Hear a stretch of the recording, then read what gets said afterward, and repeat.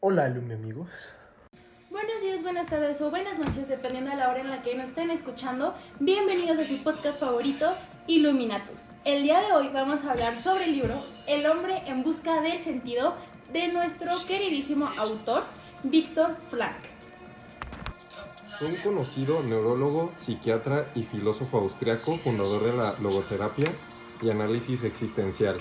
Vamos a hablar específicamente de la relación que tiene las ideas de Frankl en este libro relacionado con la práctica médica o casos en donde la medicina y las personas del área de la salud pues están involucradas.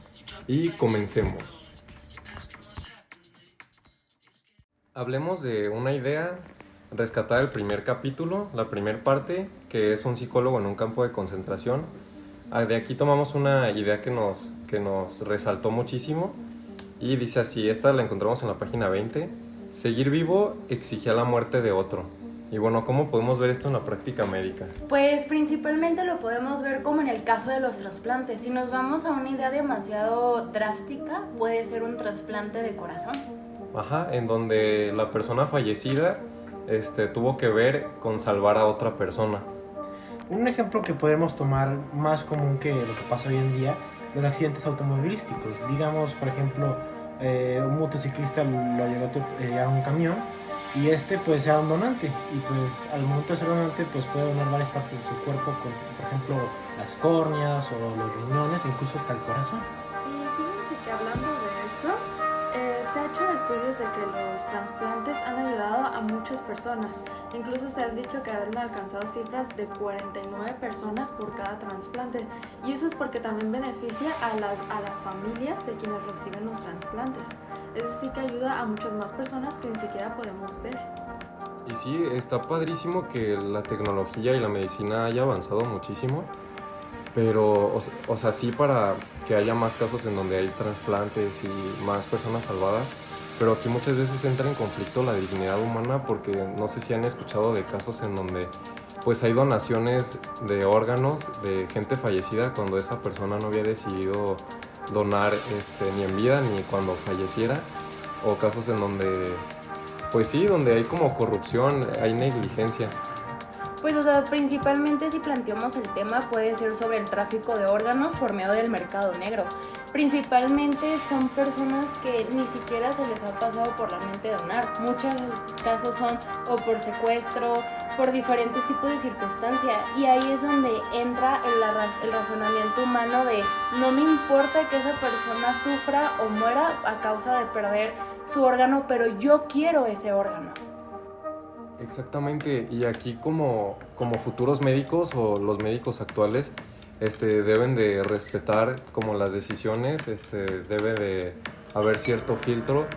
Y pues sí, es muy bonito y hasta suena feo, pero es muy bonito que una persona ya fallecida, o sea, en vida se dé la tarea de decir que pues quiere salvar a otra persona. Y pues lo que nos trata de decir Frankl en esto es que muchas veces pues que fallezca alguien le da oportunidades a otra persona. Sé que a lo mejor no iba a ser el mismo concepto en el campo de concentración, pero la idea que tomamos pues es referente a eso. Y bueno, sigamos con la siguiente frase. Esta la encontramos en la primera fase de internamiento en el campo, página 25, y dice así: nosotros también nos aferramos a una débil esperanza e incluso frente a la evidencia creíamos que aquello no sería tan cruel. ¿A qué creen que se refiere a esto? Puede ser a las enfermedades terminales, por ejemplo. Un ejemplo, no sé, el cáncer de páncreas, que los familiares de la persona enferma se aferran como a la idea de que no es tan cruel para no hacerse, más bien para irse haciendo la idea y que al final la noticia no sea como tan dolorosa para ellos.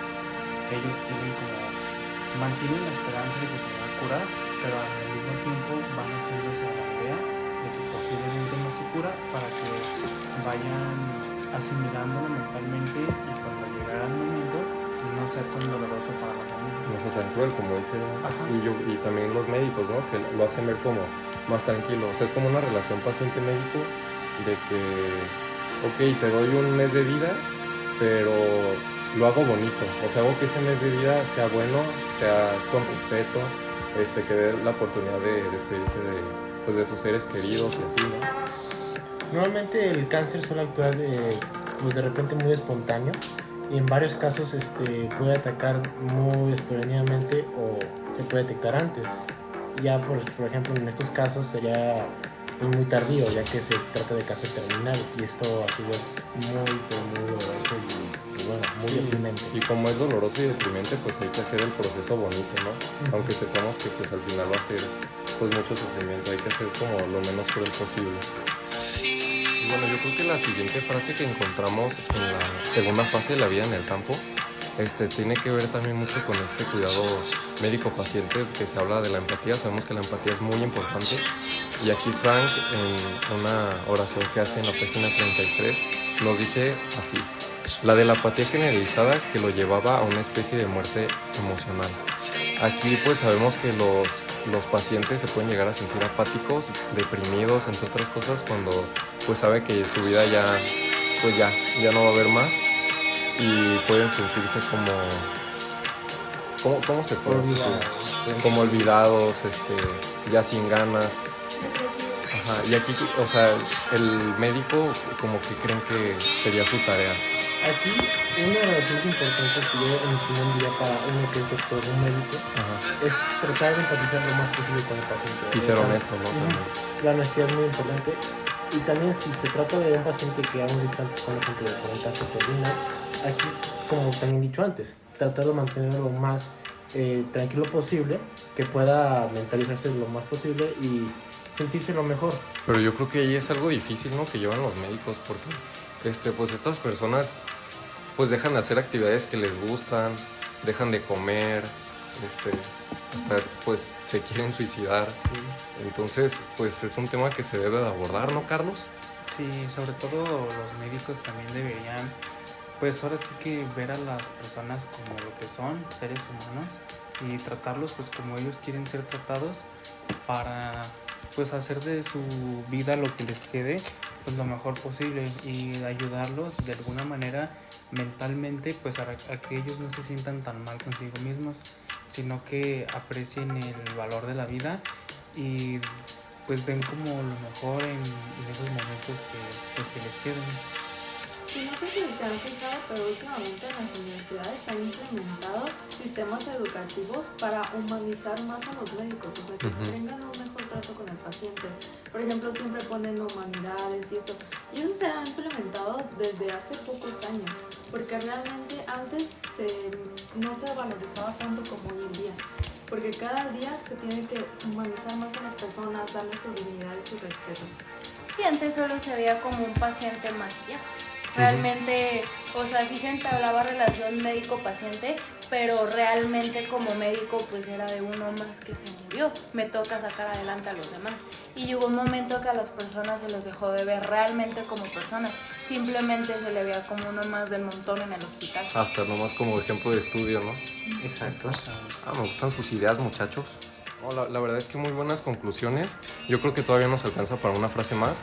Esta muy importante, la verdad, nos habla del sufrimiento, que pues yo creo que es algo muy natural en el ser humano, y algo que destaca Víctor es que pues el sufrimiento hace que trasciendas y crezcas como persona, y pues es algo súper natural. Esta la encontramos en la tercera fase, después de la liberación, y dice así: el hombre que durante años había pensado que había tocado el fondo del sufrimiento, veía ahora que el sufrimiento no tenía límites, que todavía podía seguir sufriendo y aún con más intensidad.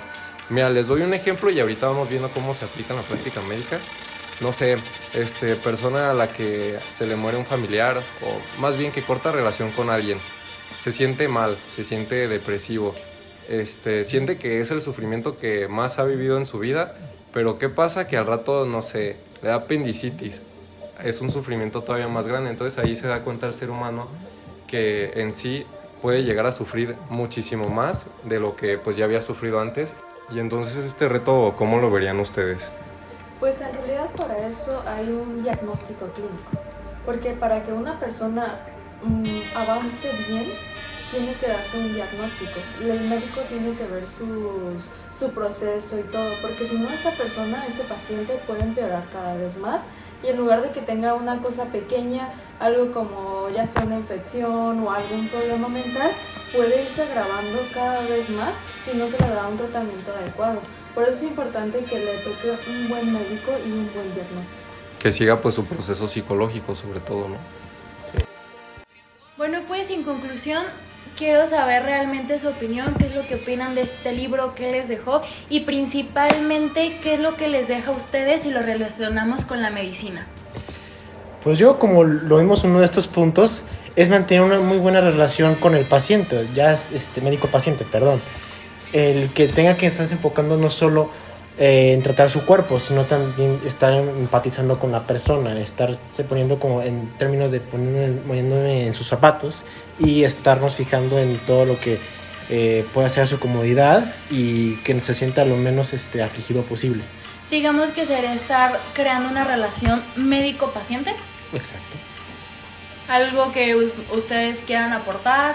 Bueno, y retomando o fortaleciendo lo que dijo mi compañero, pues sí, o sea, relacionando el libro con la medicina, pues es como ver a los pacientes como seres humanos y no como un paciente más del hospital.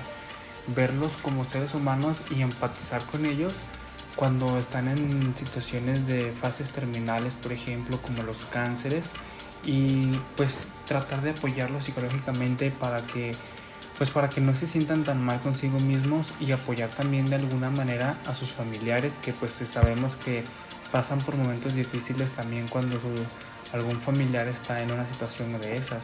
Entonces sí es como relacionado con la medicina, pues es como ver a las pacientes más como seres humanos y no como pacientes más.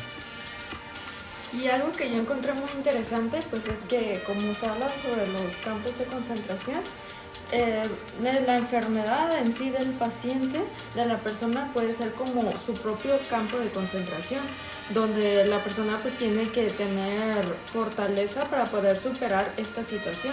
Y nosotros como médicos tenemos que ayudarle a esa persona para que realmente lo logre, realmente tenga el propósito, el significado de la vida, de salir adelante y de superar estos obstáculos que son la enfermedad y todo eso. Bueno, esto sería todo por nuestras partes. Nos despedimos y esperen el próximo capítulo.